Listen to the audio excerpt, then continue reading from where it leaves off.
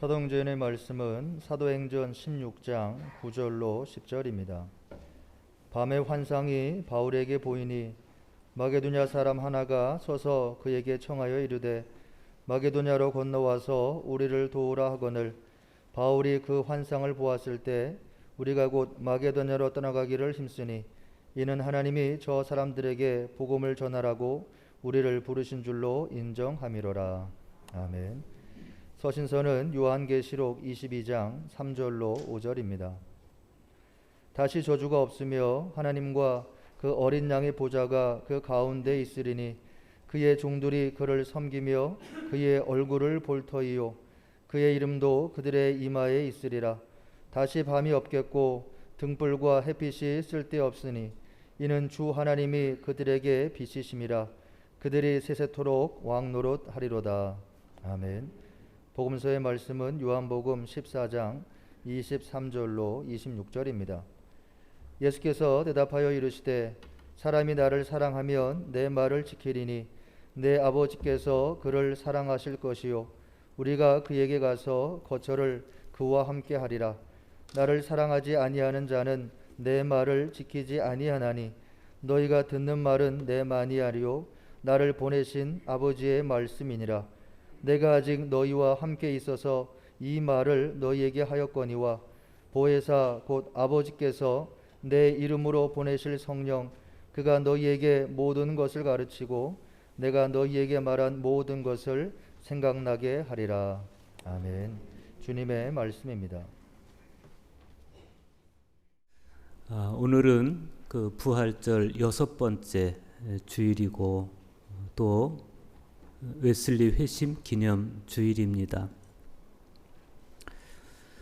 그리스도교의 오랜 전통은 예수님의 승천 주일을 한 주 앞둔 바로 오늘 이 부활절 6번째 주일을 항상 부활절과 똑같이 기념을 해왔습니다. 왜냐하면 부활절 기간 동안의 6주일 전체를 부활절로 여기기 때문에 그렇습니다. 교부들의 전통, 그러니까 동방정교회를 비롯한 이 교부 전통에서는 부활절만이 아니라 1년 52주 전체를 작은 부활절로 여기기도 합니다. 특별히 오늘 주님 승천주일을 한 주 앞두고 부활절 신앙의 절정적인 메시지를 우리가 듣게 되는데 오늘 우리가 함께 읽은 성경 말씀은 일제히 그리스도인인 우리가 참으로 부활 신앙으로 산다는 것의 의미가 뭐냐 그 부분을 이야기하고 있어요. 부활 신앙으로 산다는 의미가 뭐냐? 이게 중요한 물음입니다. 왜냐하면 우리가 부활절을 제외하고 나머지 많은 날들을 부활 신앙과 무관하게 살아가고 있어요. 오늘 복음서의 말씀은 죽음과 부활과 승천을 앞두신 예수님께서 이제부터 당신 없이 살아가야 할 제자들에게 당부와 격려 그리고 약속을 남기시는 장면입니다. 사람이 나를 사랑하면 내 말을 지킬지니 주님은 그렇게 말씀하시면서 당신께서 부활하시고 승천하신 그 이후에 당신이 부재하신 세상에서도 여전히 제자들의 삶의 양식은 주님의 말씀이다. 그 사실을 분명히 하고 있습니다. 우리가 정말 주님을 사랑해서 주님의 말씀을 지킬 때 주님은 두 가지 상급을 우리에게 약속하십니다. 첫째는 내 아버지께서 그를 사랑하신다. 둘째는 우리가 그에게 가서 거처를 그와 함께 하겠다. 즉 성부 하나님과 성자 예수님 그리고 성령님께서 말씀을 듣고 지키는 그에게 가서 그와 거처를 같이 하겠다. 이 약속을 주시는 거예요. 문제는 뭐냐면 제자들이 말씀을 지키며 살아갈 능력이 충분하지가 않다는 데 있었습니다. 우리도 마찬가지죠. 말씀을 듣고 말씀에 충실하게 순종해서 살아갈 능력이 우리에게 충분하면 얼마나 좋겠어요. 그렇지 못하다는 것, 우리는 연약하고 마음엔 원이지만 육신이 약하고 그래서 말씀대로 살지 못하고 어떤 분들은 아예 말씀을 이해조차 하지 못하고 어떤 분들은 아예 말씀에 관계없이 살아가는 삶을 살아간다는 것에 있죠. 오늘 사도행전의 말씀을 읽어보면 사도 바울이 성령의 도우심으로 말씀에 순종해서 살아간다는 것은 어떤 것인지를 우리에게 보여줘요.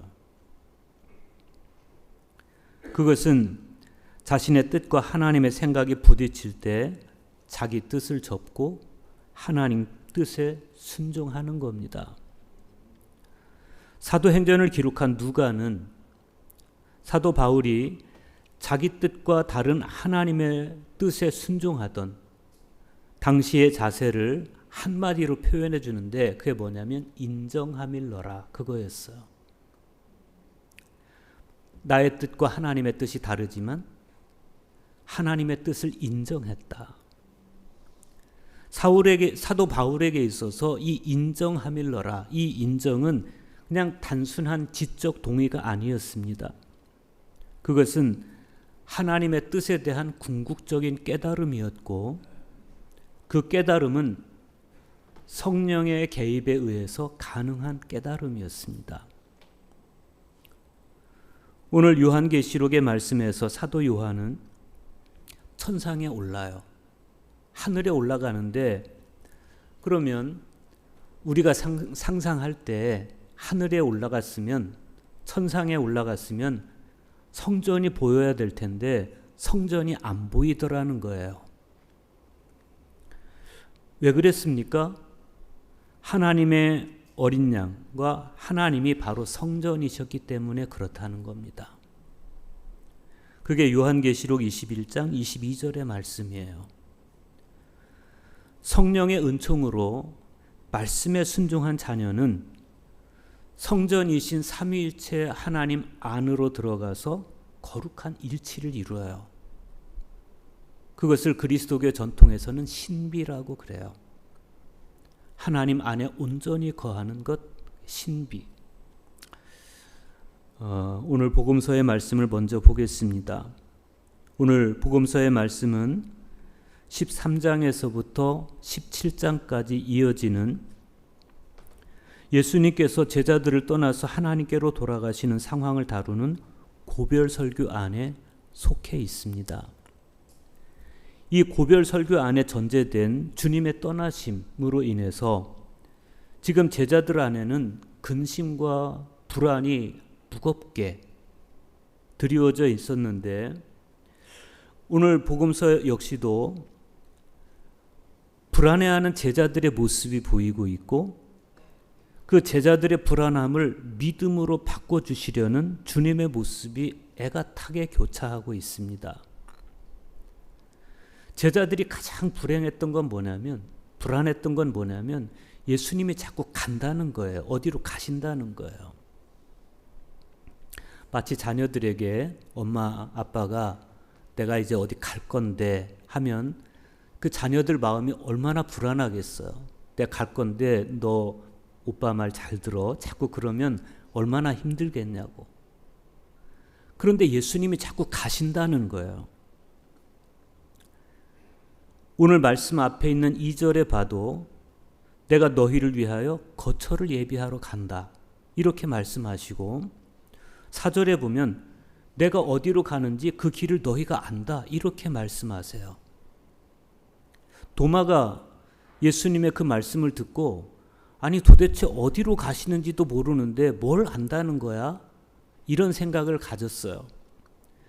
그래서 예수님께 주여 주께서 어디로 가시는지 우리가 알지 못하거늘 그 길을 어찌 알겠사옵나이까?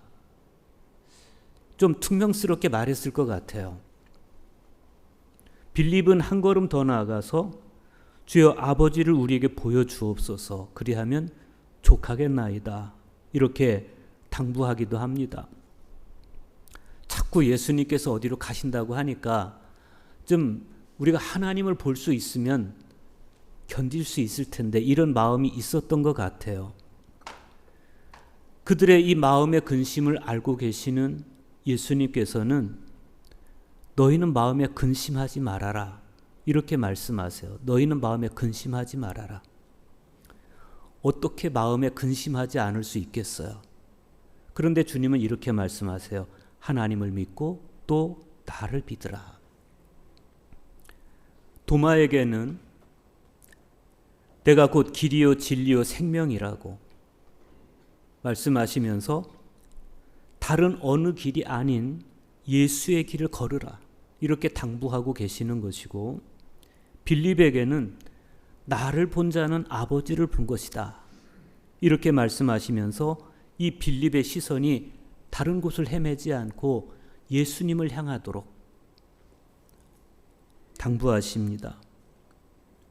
또 주님은 내가 아버지 안에 거하고 아버지는 내 안에 거하심, 그것을 거듭 말씀하심으로써 당신과 하나님이 일체이심을, 아버지는 내 안에 거하시고 나는 아버지 안에 거하는 그런 존재임을 분명하게 하셨고, 그래서 당신의 일이 곧 성부 하나님의 일이고 당신을 믿는 자는 또한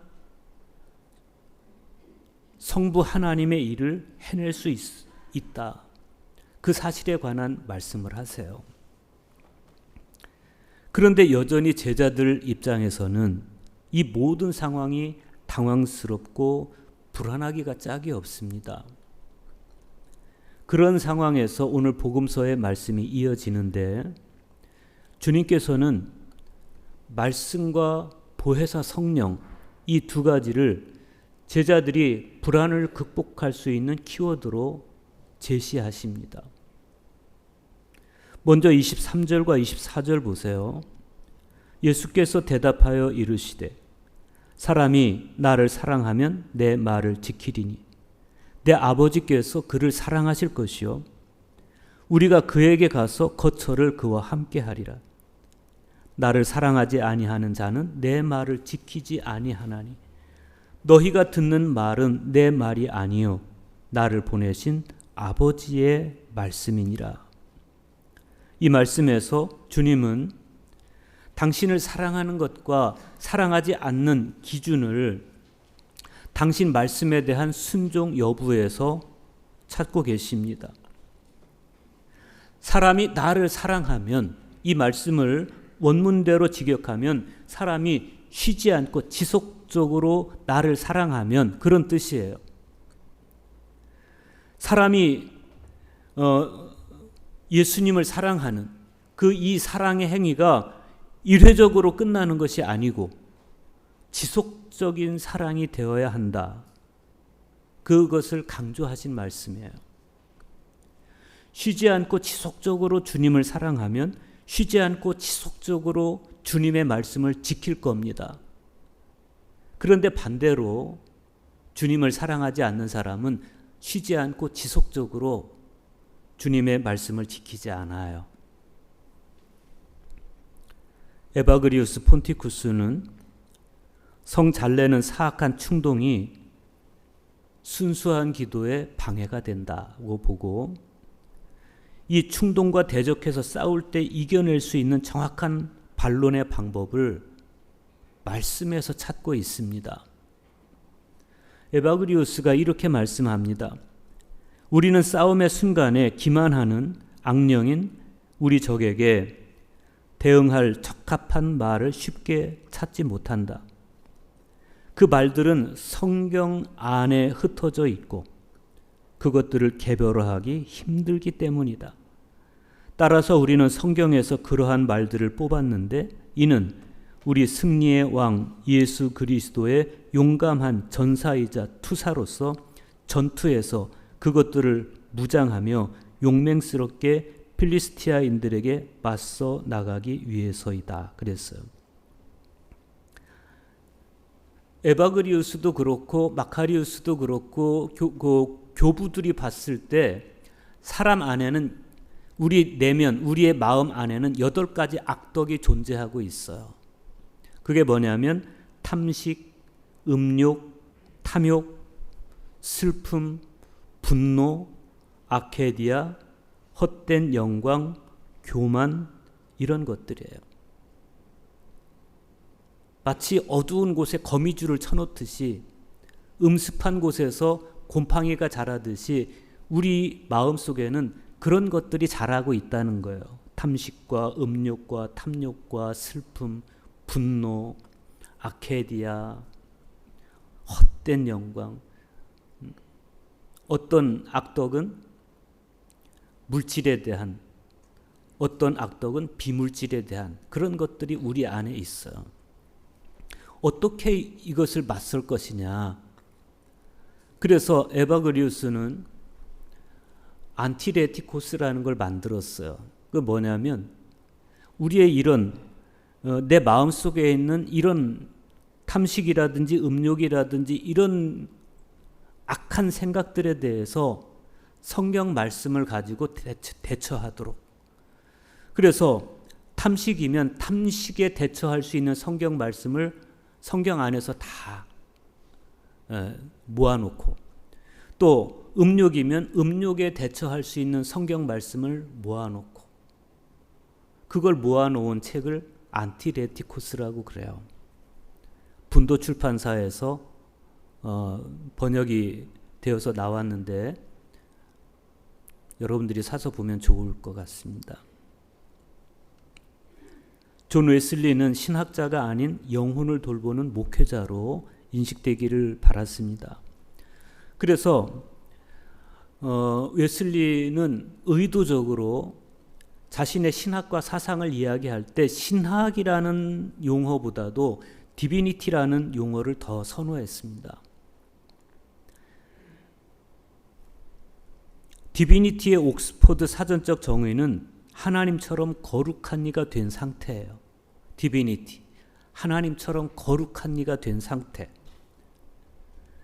신학이 하나님에 대한 이성적 설명에 주안점을 두고 있다면 디비니티는 하나님이 거룩하신 것처럼 우리도 거룩해져 가는 인간의 변화의 과정에 더 관심을 두고 있어요.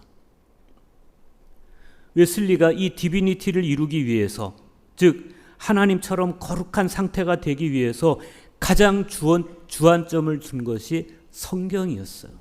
성경 말씀.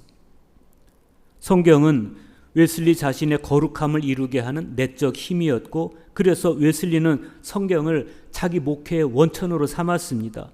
웨슬리에게 성경은 전체가 하나의 몸처럼 함께 거룩한 진리의 길을 드러내고 모자람이나 넘침이 없는 완벽한 하나님의 지혜를 담고 있는 참으로 고귀한 하나님의 말씀이었어요.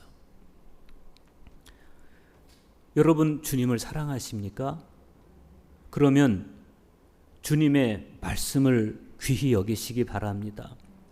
주님의 말씀을 경청하고 그 말씀을 마음에 담아두고, 그리고 내가 부딪히는 모든 상황 속에서 말씀을 꺼내서 대처하고, 그게 그리스도인의 삶이에요.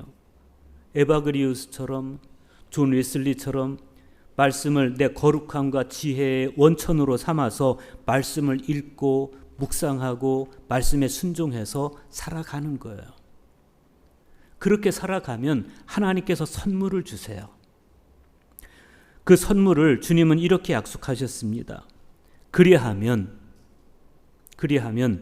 성경을 읽고 묵상하고 성경에 순종하면 내 아버지께서 그 사람을 사랑하실 것이요, 내 아버지와 나는 그 사람에게 가서 그 사람과 함께 살 것이다. 주님의 약속입니다. 이때 비로소 하나님과 나와의 신령한 일치가 이루어지는 겁니다.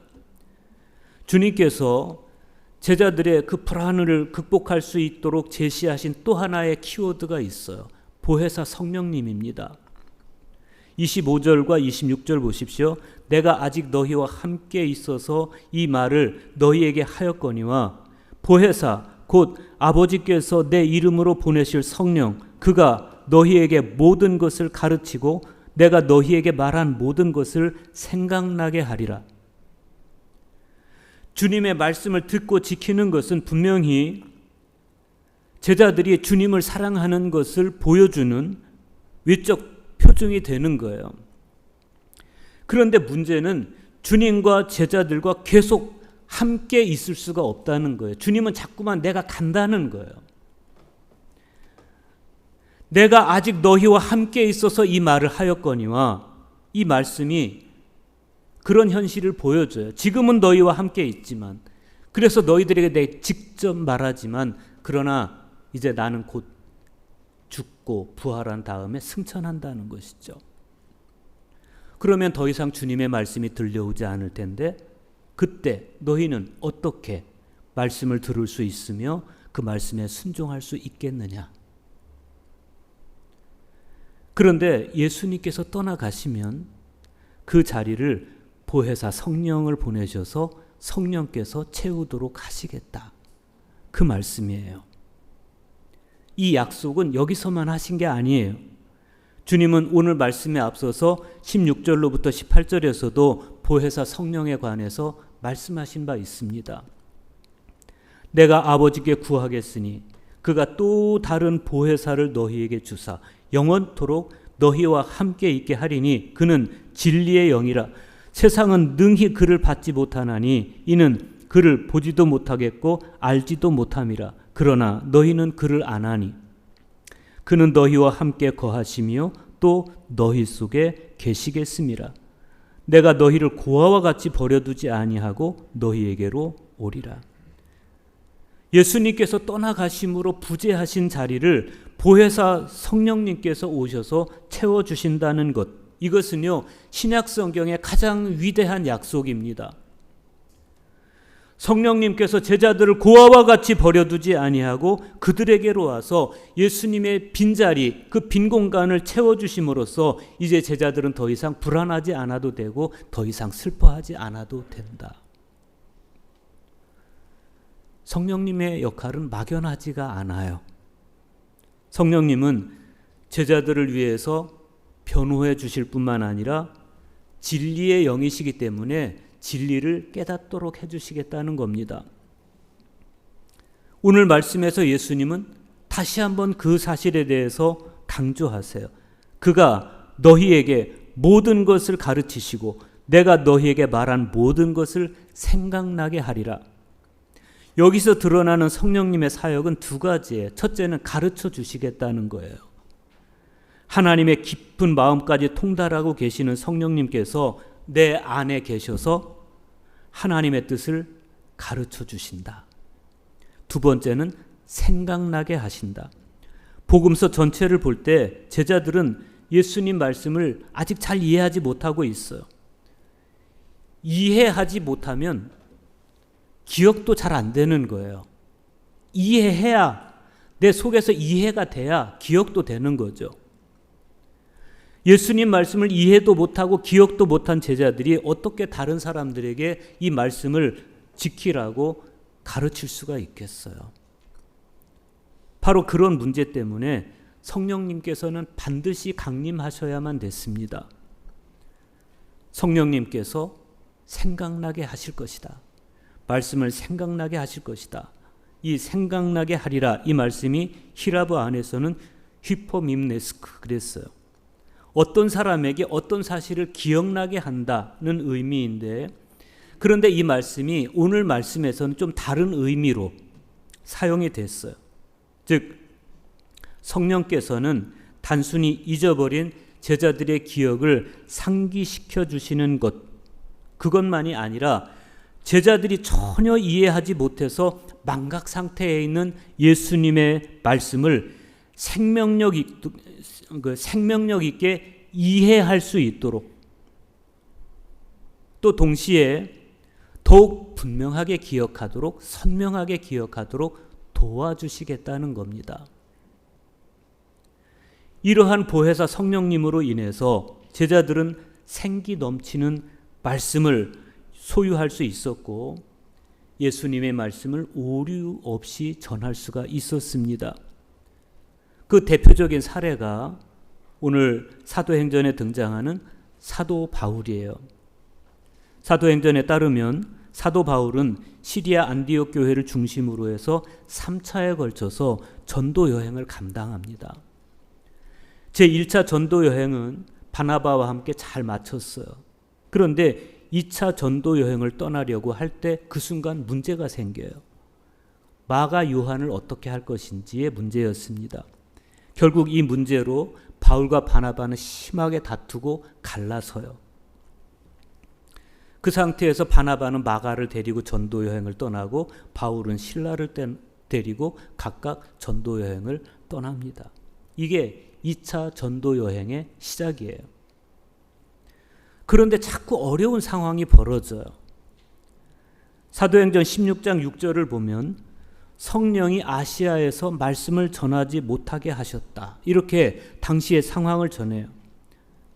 그래서 바울은 부르기아와 갈라디아 지역을 떠나서 무시아 앞에서 비두니아로 가려고 그럽니다. 그런데 누가는 당시의 상황을 이렇게 전하고 있어요. 예수의 영이 허락하지 아니하시는지라. 아시아에서 말씀을 전하려고 하는데 성령님이 못하게 하세요.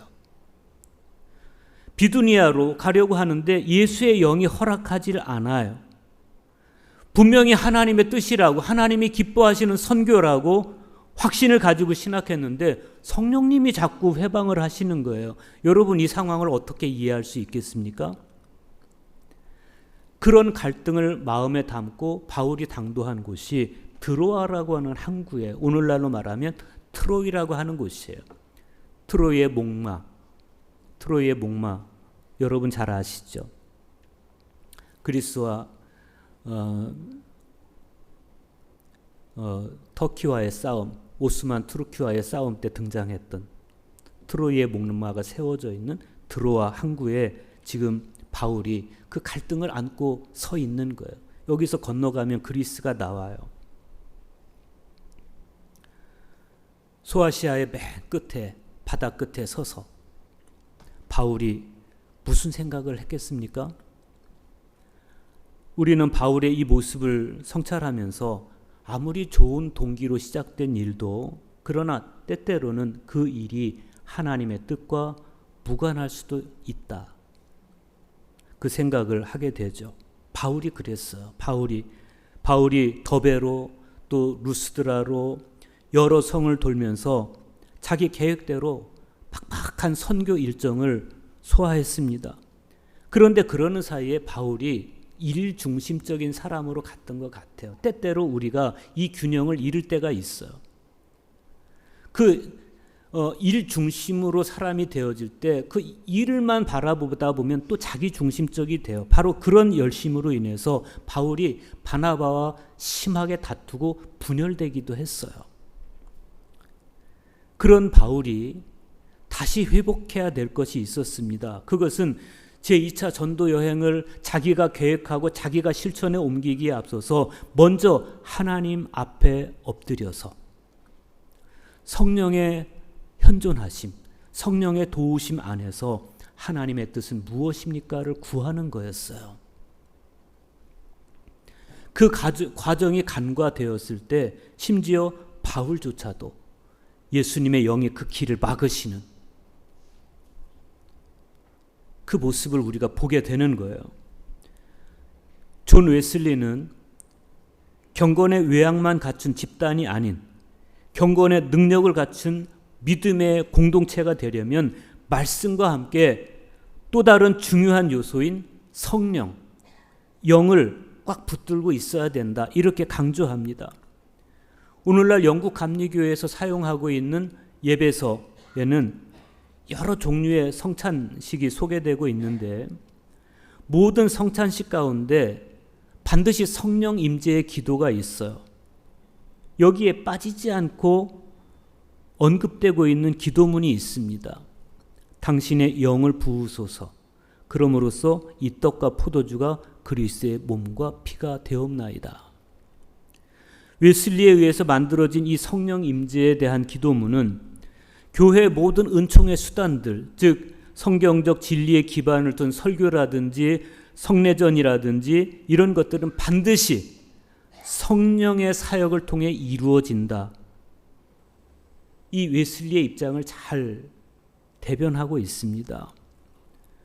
지금도 이 성령님의 사역은 우리 가운데서 또 우리 이웃 가운데서 매일매일 새롭게 계속되고 있습니다. 갈라디아서 4장 6절 보세요. 너희가 아들임으로 하나님이 그 아들의 영을 우리 마음 가운데 보내사 아빠, 아버지라 부르게 하셨느니라. 그 어떤 완고한 마음도 성령님께서 그 마음에 찾아오시면 굳게 닫았던 마음을 열게 됩니다. 이 성령님의 존재를 우리가 이해한다면 우리는 성령님께 비로소 순종하게 되는 거예요. 바울이 그 순종을 하고 있어요. 성령님과 바울 사이의 갈등, 바울이 비두니아로 가려고 하는데 성령님이 계속 막으시는 이 갈등, 이 인격적인 부딪힘, 이것이 어떻게 전개됩니까? 앞이 보이지 않는 칠흑같이 어두운 밤에 막다른 항구 드로아에 서 있는 바울이 환상 하나를 보게 돼요. 사도행전 16장 9절 보십시오. 밤에 환상이 바울에게 보이니 마게도냐 사람 하나가 서서 그에게 청하여 이르되 마게도냐로 건너와서 우리를 도우라 하거늘. 이 환상 앞에서 우리가 바울의 처신을 주목해야 됩니다. 바울은 아시아로 가려고 했습니다. 소아시아 지역으로 가려고 했습니다. 그런데 마케도냐, 이곳은 그리스예요. 유럽 쪽에서 자기에게 손짓을 하면서 와서 우리를 도와달라는 거예요. 성령님의 생각과 바울의 생각이 달랐다는 거예요. 중요한 것은 이때 바울이 인정했다는 거예요. 인정하밀러라. 이게 바울이 성령님께 순종한 거예요. 하나님이 저 사람들에게 복음을 전하라고 우리를 부르신 줄로 인정하밀러라. 이게 우리에게 있어야 되는 겁니다. 나와 하나님의 생각이 갈등을 빚을 때 우리는 내 생각을 접고 하나님의 뜻을 인정하고 하나님이 가라는 대로 인정하는 것, 이게 믿음이에요. 바울은 자기 계획을 포기합니다. 하나님의 말씀을 알았고 인정했기 때문에. 그런 바울은 얼마나 신실한 사도입니까? 저와 여러분도 그럴 수 있기를 축복합니다. 내 이성을 비우고 성령님의 생각을 내 마음의 중심에 둘 때 우리는 비로소 삼위일체 하나님의 사랑의 연대 안에 들어가게 됩니다. 그때 비로소 우리 안에 이루어지는 세계는 황홀한 세계예요. 우리가 어떤 황홀한 세계 안에 들어가게 될지 사도 요한은 이렇게 그려주고 있어요. 요한계시록 22장 3절 하반절에서 5절입니다. 하나님과 그 어린 양의 보좌가 그 가운데 있으리니 그의 종들이 그를 섬기며 그의 얼굴을 볼 터이요 그의 이름도 그들의 이마에 있으리라. 다시 밤이 없겠고 등불과 햇빛이 쓸데없으니 이는 주 하나님이 그들에게 빛이심이라. 그들이 세세토록 왕노로 타리로다. 일찍이 이 이상을 맛보았던 고대 시인은 시편 67편 1절과 2절에서 이렇게 노래했습니다. 하나님은 우리에게 은혜를 베푸사 복을 주시고 그의 얼굴빛을 우리에게 비추사 주의 도를 땅 위에 주의 구원을 모든 나라에게 알리소서.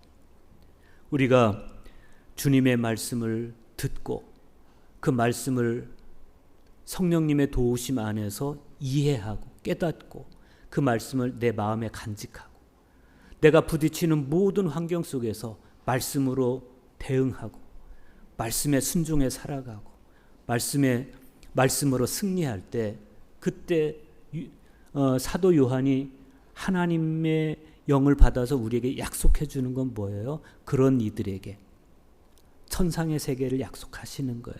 하나님의 얼굴빛이 비춰오는. 그래서 더 이상 등불이 필요 없는 그 밝고도 화사한 아름답고도 황홀한 그 땅에, 그 나라에 우리를 가게 해 주신다는 거예요.